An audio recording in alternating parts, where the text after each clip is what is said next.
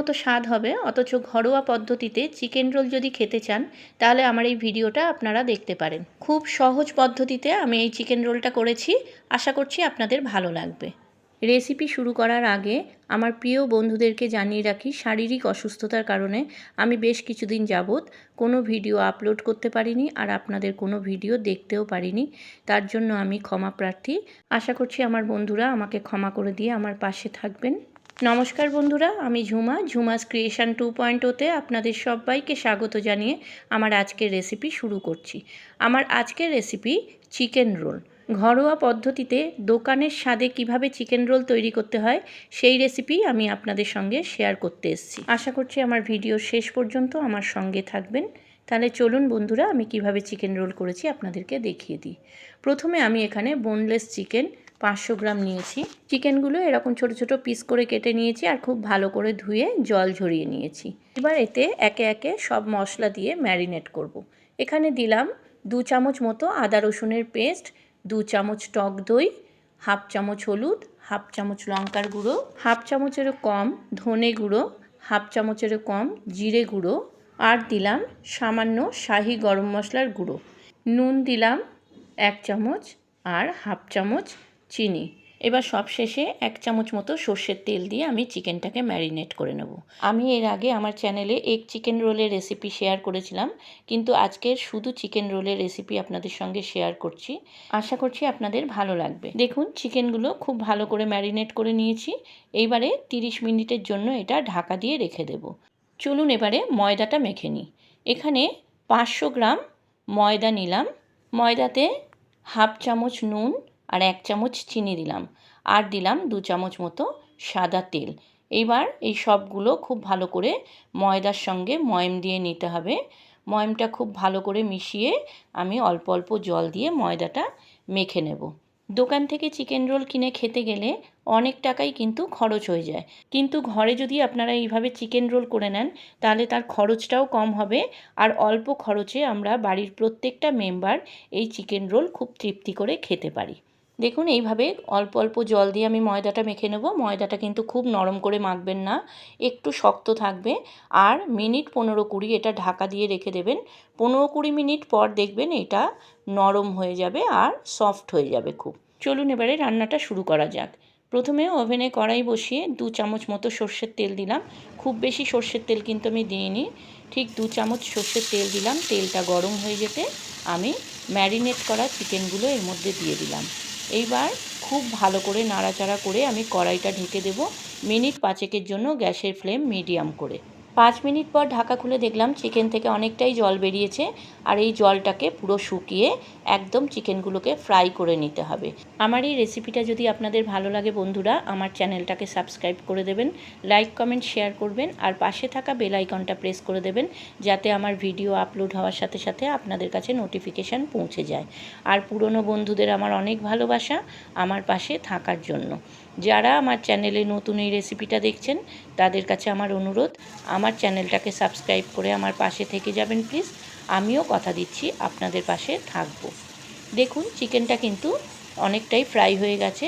এবার চিকেনটা চারিদিক দিয়ে সরিয়ে রেখে মাঝখানটা ফাঁকা করে আমি পেঁয়াজ আর ক্যাপসিকামটা দিয়ে দিলাম। এখানে 2টো মিডিয়াম সাইজের পেঁয়াজ আর একটা মিডিয়াম সাইজের ক্যাপসিকাম একদম সরু সরু করে কেটে এর মধ্যে দিয়ে দিলাম। এবার পেঁয়াজ আর ক্যাপসিকামটা এই চিকেনের সঙ্গে ভেজে নিতে হবে। খুব বেশি কিন্তু পেঁয়াজ ক্যাপসিকামটা ভাজবো না, একটু কাঁচা কাঁচা ভাব থাকবে, তখন আমি কিন্তু নামিয়ে নেব। আপনারা কে কোথা দিয়ে আমার এই ভিডিওটা দেখছেন বন্ধুরা কমেন্টে জানাবেন, আর রেসিপিটা কেমন লাগলো সেটাও কিন্তু কমেন্টে জানাতে ভুলবেন না। দেখুন চিকেনটা ফ্রাই হয়ে গেছে, আর কিছুক্ষণ নাড়াচাড়া করে গ্যাসটা অফ করে দেব আর কড়াইটা ঢেকে রেখে দেব। চলুন এবারে ময়দাটা দেখা যাক। দেখুন ময়দাটা কতটা সফট হয়ে গেছে, আর কিছুক্ষণ এটা মেখে নিয়ে আমি লেচি করে নেব। আর চিকেন রোলের লেচি কিন্তু একটু বড় বড়ই হয়। ধরুন আমরা ঘরে যেরকম পরোটা করি সেই পরোটা 2টো লেচি নিয়ে একটা চিকেন রোলের লেচি হয়। একটু বড় বড় না করলে কিন্তু রোলগুলো একদম পাতলা হয়ে যাবে, তাই একটু বড় বড় করে লেচিগুলো করতে হবে, তাতে রোলগুলো একটু বড় হবে। দেখুন আমরা ঘরে 4 জন মেম্বার, তাই 4টে লেচি আমি করে নিলাম।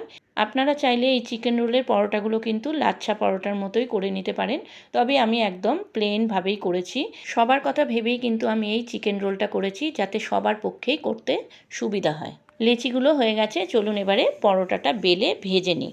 আমি একটা একটা লেচি তেলে ভিজিয়ে তারপরে বেলেছি। আপনারা চাইলে শুকনো ময়দার গুঁড়ো দিয়েও বেলতে পারেন, তবে যেহেতু আমি এখানে শুধু ময়দা মেখেছি, কোনো আটা এখানে দিইনি, তাই শুধু ময়দা টানতে খুব অসুবিধা হয়, তাই তেল দিয়ে বেললে কিন্তু খুব সহজেই টানা যায়।